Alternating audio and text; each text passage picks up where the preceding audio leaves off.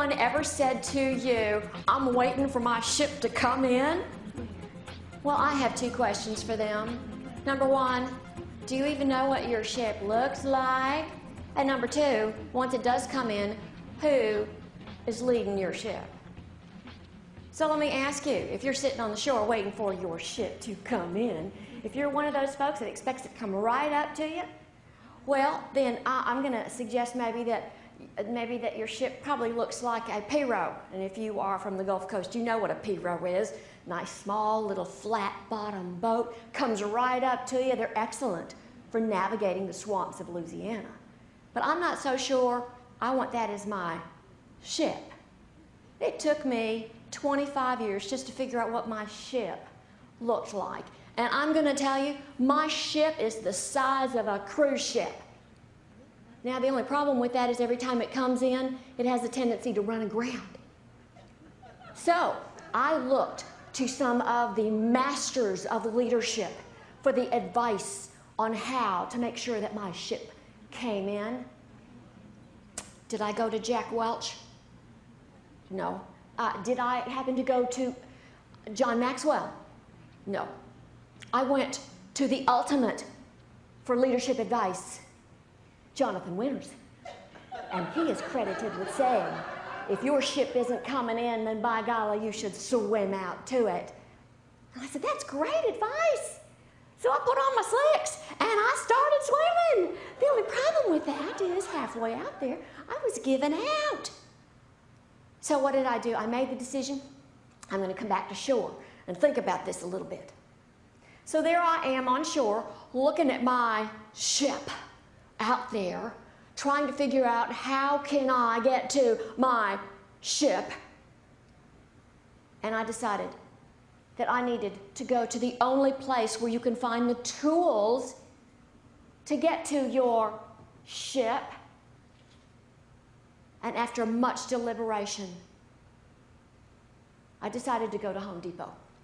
So as I go to Home Depot and I'm walking up and down the aisles looking for the tools that I needed to get to my ship, I got some great advice. Little fella says, oh, here it is, dinghy in a box.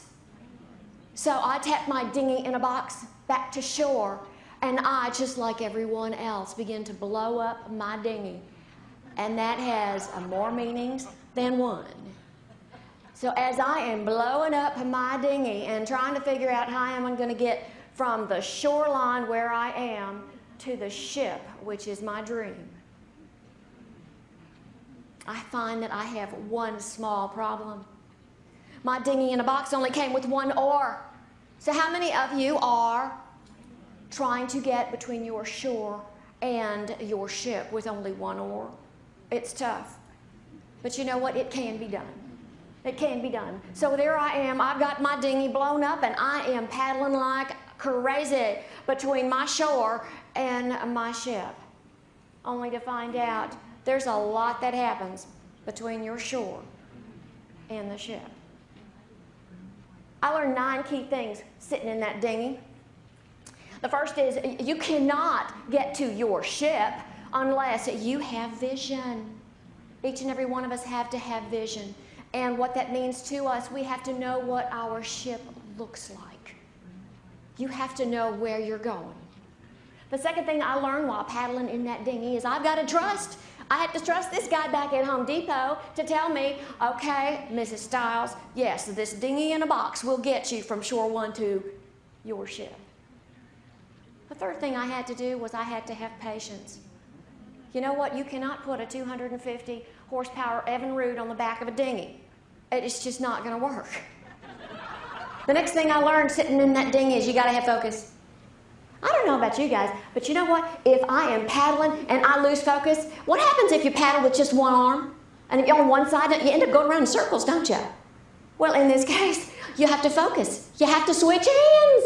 So every once in a while, you have to be able to change your tack to get to your ship.